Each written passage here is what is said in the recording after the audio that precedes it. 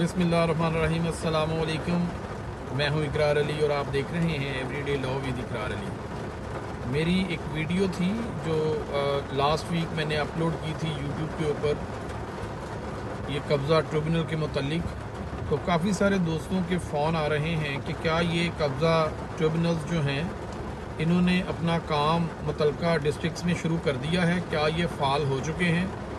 तो उनके लिए है ये वीडियो।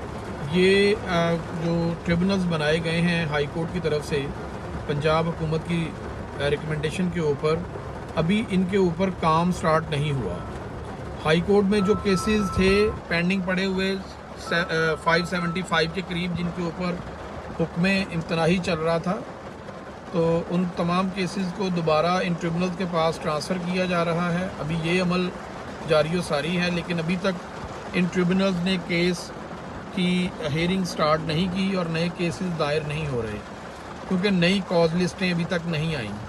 मैंने दूसरे ज़िला, दूसरे डिस्ट्रिक्ट जो हैं पंजाब के 36 के करीब, उनमें भी पता करवाया है, कहीं पर भी किसी ट्रिब्यूनल की कॉज लिस्ट नहीं आई। मतलब कि वहाँ पर अभी तक ये केसों की कब्ज़े की बाबत या कब्ज़े की वागुजारी की बाबत जो है वो सुनवाई स्टार्ट नहीं हुई। तो उम्मीद की जा रही है कि ये कोई हुकूमत की तरफ से फर्दर एक नोटिफिकेशन जारी किया जाएगा या हाई कोर्ट की तरफ से, ताकि ये ट्रिब्यूनल्स जो हैं ये फ़ाल हो सकें, ये अपने जो है काम वो शुरू कर सकें।